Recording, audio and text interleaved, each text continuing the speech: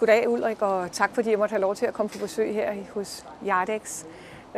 Det var dejligt at se, da jeg gik ind gennem døren, at I er begyndt på en gammeldags jul. Er det en god trend? Jamen, jeg mener bare, at vi åbner for alle vores medier, om det er på nettet eller på tv, så er det jo negativt. Og så er jeg til vores dekoratørfirma, at i år vil jeg gerne have i alle vores butikker en gammeldags jul. I er jo et stort firma. Kan du give mig sådan kort en firmaprofil? Vores main business, som jeg siger på den måde, er jo, at vi sælger meget til business. Altså det er så fint hedder business to business. Ja. Og der leverer vi tøj og julegaver og reklameartikler osv. til ca. 4500 virksomheder, store og små. Okay. Og blandt andet har vi haft McDonald's i 25 år nu. Og der leverer vi alt fra, at vi pakker gaver ind til deres medarbejdere, som får en lille ting til jul, eller hvad kan man sige, firmaprofilting. Alt fra t-shirt med tryk på til finere beklædning osv. Uniformer. Så det er jo lige før butikken er sådan en nebengeschæft? Nej, det vil man ikke sige, men vi koncentrerer os om i dag helt klart om vores business-to-business-del, og så nogle flagskibsbutikker. Hvad er den nye trend i øjeblikket? At altså, vi ser rigtig meget på den unge del, at folk de dresser op på suits. Altså, vi har aldrig solgt så mange suits til unge mennesker. Altså det, vi kalder sexy slim suits. Og de unge mennesker, de læser jo ikke aviser i dag, så de læser jo nettet. Og hver vi kan komme tilbage til en netbutik, så ser de, at vi har de her slim suits, som er meget op i tiden. De skal sidde meget tæt til kroppen og fremhæve figuren. Ydermere så har vi taget et nyt segment ind, og vi har fået nogle, hvad kan man sige, nogle superbrands ind, som mixede godt med vores egne ting. Det sidste nye på stammen er verdensmesteren i ski, Lasse Kys, som er nordmand, har lavet. Det er det dyreste skitøj, man overhovedet kan købe for penge og bedste. Han har lavet sådan en civil serie, hvor han har valgt nogle få forhandlere ud i Danmark, hvor vi har været så heldige at have været en af dem. Og det er typisk dunjakker i letvægtstuen, og det er så langt fremme, så at de er blandt andet udviklet til NASA. Det er noget, I forventer jer meget af? Jamen, vi har haft glæde af det, punkt 1, og så har vi jo nogle andre brands, superbrands, som noget der La Martina, som er verdens ældste polofirma fra Argentina, Buenos Aires, som er nogle italienere, der står bag, og jeg kan nævne flere brands. Eton og Sweden er blevet den bedst solgte skjorte hos Harrods London nu i 6 år i streg, og nu 6 Fifth Avenue er i New York er deres bedst solgte skjorte. Altså, der findes ikke en skjorte bedre end Eton-skjorten. Det er et svensk produkt. Det har vi haft i mange år, men det har vi udviklet deres kollektion, og det har vi også gået med på. Vi er en af deres flagskibsstores. Ja. Jeg kunne også se, at I havde noget, der hedder Sebago. Jamen, Sebago har en meget sjov historie, fordi sidste sæson fik vi besøg af Sebagos bagmænd. Det er faktisk dem, som i sin tid etablerede noget, der hedder Gans. Ja. Og de har så lavet et nyt mærke, og de har så gået til Sebago i USA, som er meget kendt for verdens bedste sejlersko. Og så har de på royalties basis lavet et kvalitetsmærke, som stadig er betaleligt. Og typisk på lidt marine look, navy look, som det hedder. Men stadig sådan, som man ikke føler, at man skal være sejler for at gå i det. Og det tog vi så ind for den her sæson, og det var det første produkt, vi supplerede. Det er vi meget glade af. Jeres netbutik, hvordan går det med det? Jamen, vi har jo lavet en klub, hvor man kan få et VIP-kort, og dette VIP-kort kan bruges som betalingskort hos os og mange andre steder, blandt andet nogle af de bedste restauranter. Ydermere det har vi jo så lavet det, at hvis man melder sig ind i vores VIP Jardex Klub, så får man nogle fordele. Og disse fordele vil jeg ikke røbe, det skal man melde sig ind, og det er for at sige, det er jo meget givetige ting. Men man kan tjekke os på www.jardex.dk, både omkring den her klub, og også ikke mere omkring alle det varesortiment. Der har vi cirka 80% af det, som vi har i butikkerne, det har vi på vores netbutik. Jeg ved, at du har et stor fest i støbeskeen her til sommer, i og med, at du sidder i Handelsstandsforeningen herude i Lyngby. Hvad er det, der skal fejres? Jamen, vi har 125 års jubilæum, Og til sommer bliver der slået på stortrummen. 1. og 2. juni bliver der en kæmpe fest her i byen. Det ser vi frem til.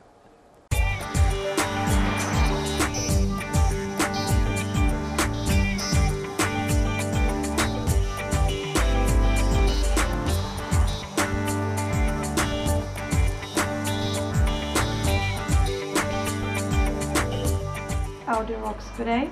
Audiovox er jo startet som en enkeltmandsvirksomhed for 10 år siden. Startede på Østerbro, hvor vores første forretning blev åbnet. Nu er vi så åbnet her i Herlev, og det sidste skud på stammen, det er ude i Greve, i det nye Wave Center. Og endelig så har vi så en filial over i Malmø. Alle stederne, der har vi med vores kunder at gøre inden for det hørende område.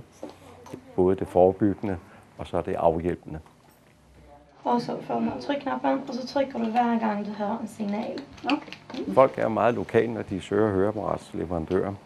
Derfor er vi meget heldige at kunne ligge her i Herlev, hvor vi har alle de der faciliteter omkring os. Og endnu mere bedre har vi også vores laboratorium her, således at vi lynhurtigt kan afhjælpe folk, både med propper og med høreapparater samtidig. Det vil sige, at vi har nedsat leveringstiden for folk. Hvis man går det offentlige i dag, skal man oftest vente en 3, 4, 5, 6 måneder, alt afhængig af, hvor man bor i landet. Men her der kan man komme ind hurtigt, få en høreprøve, og så kan man gå i gang med at få behandling med et høreapparat. Her har vi nogle forskellige høreapparater. Den her høreapparaten, det er den sidste nye høreapparaten, som er kommet ud på markedet. Det er således, at vi også fra alle 3 steder her i Storkøbenhavn har en udkørsel. Det vil sige, at vi har en udrykning til de folk, der ikke kan komme til os. Der kan vi køre til dem, og det vil sige, at vi laver høreprøver på hjemme. Vi som det eneste i Storkøbenhavn har en ørelæge tilknyttet, som også kommer ud til de patienter, der ikke kan komme til os, således at hele afviklingsproceduren den kan laves der, hvor folk bor. Høreværnene, det er jo det forebyggende del. Der tror jeg nok, at vi er en af Danmarks førende inden for høreværn. Det vil sige, at vi er dækket over hele Danmark. Vi har aftrykstager. Vi har også folk, der kører ud, både i Jylland, Fyn og Sjælland. Virksomheder, støjende virksomheder, produktionsvirksomheder i dag, dæmper selv ned så meget man kan. Men der, hvor det ikke kan lade sig gøre, der kommer vi så ind og tilbyder vores høreværnsløsninger. Det vil sige, at det er formstøbte høreværn. Man går ind og tager et aftryk simpelthen af den enkelte person, der skal have høreværnet, og så formstøber vi dem op, så de kommer til at passe 100%. Det vil så sige, at man kan bære dem en hel arbejdsdag uden problemer. Der er ingen trykgener inde i ørerne, som man kender det, hvis man tager nogle indgangspropper og sætter i, der udvider sig. Og de er meget behagelige at have på. Så har de selvfølgelig også en meget lang levetid. Vi siger i gennemsnit 7 år. Nogle har haft helt op til 10 år. Vi prøver at friholde det, vi kalder det normale taleområde så meget som muligt. Således at selvom man går i noget støj og får dæmpet det, jamen så kan man stadigvæk kommunikere sammen.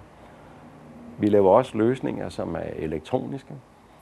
For eksempel til jæger, som har et stort behov, når de skyder, til at kunne lytte samtidig med, så man ikke bare dæmper deres hørelse, men kan høre, hvad der sker i krat og busk, og få den ekstra naturoplevelse der at gå derude.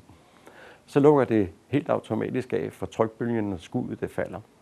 Den gruppe i Danmark, som har det største potentiale, kan man sige, for at få en tinnitus, skulle man tro på musikere, men det er pædagogerne, som ligger i top der. Og derfor er det jo typisk impulsstøjen, som på lang sigt både stresser en op, så man får en meget hård arbejdsdag mange gange, men også det, at man har jo behov for at kunne kommunikere på sådan en arbejdsplads. Og det har man mulighed for med de pædagoghøreværn, som vi kalder dem. Derudover så er der jo en lang række af musikere, både professionelle, folk der går meget til koncerter, eller endelig folk som arbejder med musik, altså lydteknikere og lignende. De skal kunne høre alle frekvensområderne, men det skal ligesom dæmpes ned, for at de ikke får ødelagt deres ører på lang sigt. Og der går vi ind og laver både som monitorordning, det vil sige, de fleste har set X-Factor, hvor de har de der siddende inde, og så går ledningen lige ned her. Det er blandt andet noget, vi har leveret også. Vild med dans, der er speaker, der går rundt derinde. De har også nogle øresnegle i, som vi har lavet efter aftryk til til værterne der. Vi er så heldigt stillet, at vi er uafhængige af samtlige leverandører på det danske marked af høreapparater. Så det er op til folk selv at tage deres beslutninger. Det er således, at vi jo kan levere høreapparater efter det offentlige tilskud. Det vil sige, at det er ganske gratis gåseøjne for folk at komme ind og få nogle høreapparater i de fleste tilfælde. Så er der jo så kommet mere til hen over årene her med Bluetooth i apparaterne. Der er kommet fjernbetjening på, der er kommet streamers til det ene og det andet elektroniske hjælpemiddel. Så det er jo blevet meget avanceret. Vi sætter høreapparaten på, så tager det til her.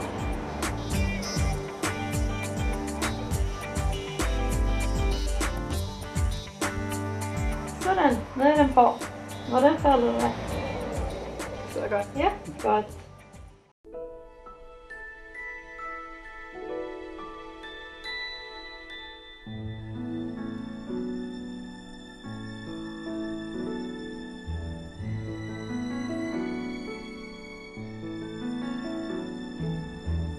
Julen nærmer sig, og vi springer 100 år tilbage i tiden og fejrer jul i Møllebækkens købmandsgård efter de gode gammeldags juletraditioner sammen med den gamle købmand og datidens usynlige drillenissers juletravlhed. Hej og velkommen til Møllebækkens købmandsgård ved Karlslund. Jeg er købmanden, og i dag så vil jeg prøve at fortælle lidt historie om den gamle købmandsgård her, som er fra 1908.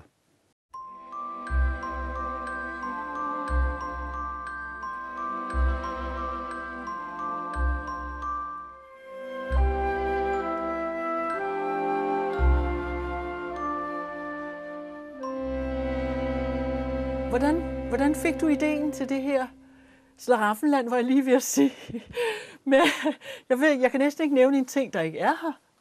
Nej, men hele det her, det er jo ikke noget med, at jeg har fået en idé sådan lige pludselig. Det er noget med, at hvordan er jeg opvokset? Hvordan er jeg kommet til? Og jeg er jo født på Nørrebro.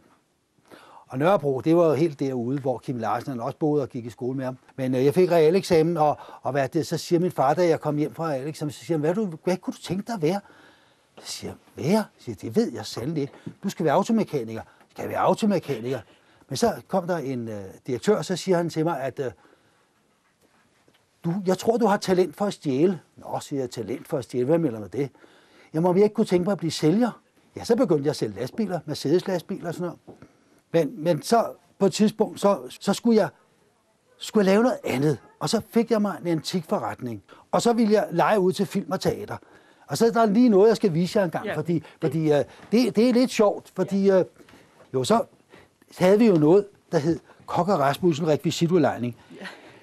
Og her under rekvisitudlejningen, der legede jeg ud til film og teater, men de troede, at jeg kunne leve af at komme på rulleteksten. Det kunne jeg jo ikke, og det var en flad fornemmelse. Men dengang, der havde jeg det gamle kamera, og det var inde på Rådhuspladsen, det hed Kanonfotografen. Han havde den her. Det var en sjælden ting. Den stod 3 andre steder i Danmark, eller i København var det. Og så ved siden af ham her, der stod en og solgte duefoder. Og ham der, klovnen, der solgte duefoder, han solgte sådan en pose for 10 øre. Så kom der mange folk der. De fik så lige sådan en pose med duefoder, og så fodrede de duerne med den ene hånd, og så tog de fat om halsen på duen, og så vred de en gang rundt, og så røg den lige ind i skjorten, og så rejste han sig op, og så gik han hjem. Så havde han duemad. Og så kunne han sikkert tælle meget af det for 10 øre. Så det var jo meget sjovt, ikke? Så det holdt jeg op med det her, fordi det synes jeg ikke var morsomt. Nej. Men hvad blev der af fotografiervaret der? Det solgte jeg så. Det solgte ja, fordi jeg havde ikke råd til at have alle det her arrangement med de der film og teater. Det var for dyrt. Nå. Så startede jeg, så flyttede vi så hele biksen af antikforretningen. Den flyttede jeg herned til Karlslund nu, hvor vi bor inde i Solrød Kommune, lige på grænsen mellem Greve og Solrød. Ja. Og der skiller den med noget, der hedder Møllebækken herude. Ja. Møllebækken, den skiller sådan set afgrunden mellem Greve Kommune og Solrød Kommune. Ja. Nå, men jeg byggede så en antikforretning her, og så synes jeg, at antik, det gik ikke så godt, som det egentlig plejer at gøre. Vel? Så tænkte jeg, hvad gør vi så? Så var jeg over at se noget, der hedder Bindeballe Købmandsgård. Bindeballe Købmandsgård er et flot sted i Vejlådalen, og så tænkte jeg, nu går du hjem og laver dig en købmandsgård, fordi du har alle varen til det, fordi jeg har gemt mange af mine specialiteter. Så jeg gik hjem og lavede Møllebækkens købmandsgård, og det er sådan set, som den ser ud i dag. det er alt, det hænger sådan ned fra loftet her, ikke?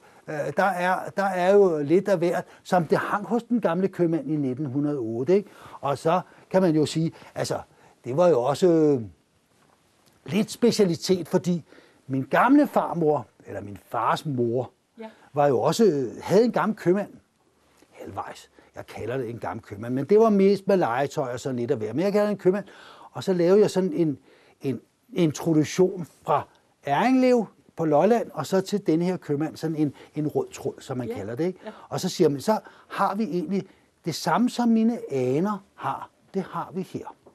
Og det blev meget godt. Det er blevet simpelthen så spændende. Ja. Men vil det sige, at det var lige til at flytte ind i, og du flyttede ind, satte dine varer her, bygningerne her? Nej, vi købte nogle gamle bygninger, som hører til Korporalskroen, og det har været en gammel kostal, hestestal her, boede en, der hed Davidsen, med, ja, han havde Sjællands største kreaturhandel her. Ja. Så vi havde hestetruer, grisetruer, vi havde det faktisk det hele her. Så alt har vi gået med vores små hænder og lavet om til, som det ser ud i dag. Og folk synes selv, det ser meget godt ud. Det synes jeg nok også selv. Ikke? Det synes vi. Ja. Og så har vi så, kan man sige, fået det her op at stå. Og nu har vi flere kunder, end jeg havde i antikken alene. Ikke? Så det var også godt nok. Ja. Det skal jeg jo ikke klage over. Vel? Men så en gang, så var det jo sådan, nu når mine forældre, og så har jeg haft en lille datter. Og min lille datter, hun stod en gang inde i en boghandel. Vi plejer at læse højt hvert år. Og så siger min lille datter der, da hun var 5 år, så siger hun, der er ikke flere bøger. Vi har læst dem alle sammen. Julebøger, ja, juleeventyr. Så siger hun, jamen, hvordan bliver det så jul? Far. Og så kigger hun op på mig med store, betagende øjne. Min skat, det skal du ikke spekulere på. Vi skriver vores egen julebog. Far, kan du det? Ja. Og så fik vi faktisk skrevet en julebog, der hedder Tognisserne på farten. Og den har jeg så udgivet på vores eget forlag, fordi det var billigere end at finde noget forlag, troede jeg. Nå, det er nu en anden side af sagen. Det er økonomien i det hele. Men vi lavede en julebog, og sådan at den så her også landet i det her lille købmandsbutik, som er lidt anderledes end alle de andre købmænd. Ikke? Og du skrev den her julehistorie, kapitel efter kapitel, og din lille datter gik over i skolen. Ja, så gik min datter, hun gik over i skolen med denne her bog, og så viste hun den til lærerinden, og så sagde lærerinden, det var dog en hyggelig bog. Ja. Og så har hun læst den op i 25 år. Og så, så havde vi så råd til at udgive den, og så har vi så lavet den på vores eget forlag nu. Ja. Nu er vi her i vores spegepølser, fordi det har vi også her hos den gamle købmand i Karlslunde, ikke? Kunne du tænke dig at smage en nyrøget spegepølse, meget fedtfattig? Fordi så kan du nemlig godt få lov til det. Ja. Kunne du godt tænke dig det? Ja, meget fordi gerne. så har jeg sådan en her. Det er sådan en hjortepølse, og det er jo ikke noget, vi får hver dag. Jo. En hjortepølse? Ja, men det er noget, der er godt jo. Og så heroppe, så har vi jo den her gule pølse. Det er jo en fra Roskilde Slagteriskole. Det er 50% fedt. Det er noget fedt noget. Og så er den salte, kun saltet. Så det er jo sådan noget, man havde på skibene i gamle dage. Nå. Så den kunne jo holde sig i overvis. Ikke? De andre her, det er sådan lidt tørre pølser. Men kommer der en italiener eller englænder, så skal de have dem her. De vil ikke have det der friske pjat, som vi andre har der. Når nu du siger, at det er 50% fedt, hvad er så den anden 50%? De andre 50%, hvad er der i det? Jamen, det er så, kan man sige, lidt kød. Det er lidt kød, ja. Ja, der er lidt kød. Der er 50% kød i, og det er jo sådan mere. Jeg kan ikke lide det. Men sådan er vi så forskellige. Ikke? Men det har vi så også her hos købmanden. Ikke? Og i købmanden, der har vi jo alt i øl, og jamen, der er jo ikke den ting, vi ikke kan præstere her. Vi har jo alt i juleøl, hvis man vil have det. Ikke? Men jeg synes, vi skal gå ud, fordi det skal jo ikke handle om, hvad vi sælger her, for vi sælger meget. Men jeg synes, vi skal se lidt på vores ting, sådan så børnene, de kan se lidt af det legetøj, og sådan nogle af de der sjove gamle ting, vi havde fra gamle dage. Så nu vil jeg vise nogle sjove ting. Ja, vi kan jo starte med den gamle skolepult, der står lige dernede. Det er jo simpelthen skolepulten, jeg sad på, da jeg gik i skole. Og skoletasken. Og dengang jeg gik i skole, så havde vi jo alle sammen sådan en taske. Der var jo ikke nogen i min klasse, der simpelthen ikke havde sådan en taske. Og så hernede, der har vi så, der er kuglerammen. Vi havde jo ikke nogen regnemaskine dengang. Og så havde vi jo denne her. Det er så læser vi, ikke? I musebogen, ikke? Ja. Og så skulle du stave til, der er en nisse. Ja, så skulle du stave til N for nisse. Og så var der en elefant, E for elefant, og så noget, ikke? Det synes jeg var jo mægtig morsomt, men den ser bøgerne garanteret ikke ud i dag. Nej. Så nu putter vi den ned i tasken igen, og så hænger vi det her lidt på plads igen. Hvorfor var der hul i bordet her? Jo, det var fordi, vi skrev med blæk. Dengang så havde vi blækhus her i bordet, det er så væk. Og så havde vi penneskaft, der lå heroppe i kanten af bordet, ikke? Ja. Og det var jo, jeg havde en klasse, hvor jeg gik i skole, og der var kakkelovn i det ene hjørne. Nå. Det var ude på Frederikssundsvejens skole. Men nu synes jeg, at vi skal gå ud og kigge på nogle af de der lidt andre sjove ting, som egentlig jeg har gemt alle vejen. Jeg gemmer noget alle vejen jo, ikke? Ja. Det er da Politiken, der er. Sælger du aviser? Nej. Kan jeg se? Nej, jeg sælger egentlig ikke aviser, men det er en gammel avis fra 1888 af Politiken, og det var så en, jeg fandt i dødsbo. Ja. Og det synes jeg jo gør lidt Politiken lidt sjov. Ja. Og så hænger vi sådan en op også, ikke? Ja. Som dekoration.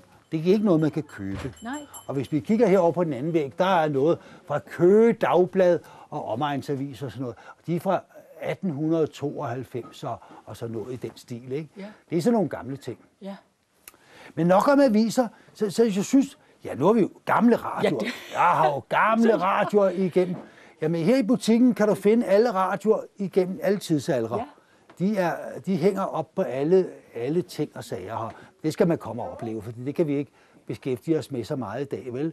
Men det er sådan den her radio, den er cirka fra 1956. Så noget i den stil. Og hvad er så det, du har her? Værtindegaver står der. Hvad er det? Jo, det er sådan noget, vi laver til folk. Fordi man kan jo købe, alt hvad vi kan købe i butikken her, det skal jo være, det er jo en butik, som er levende. Det er faktisk det, jeg kalder et levende museum. Man kan købe de ting,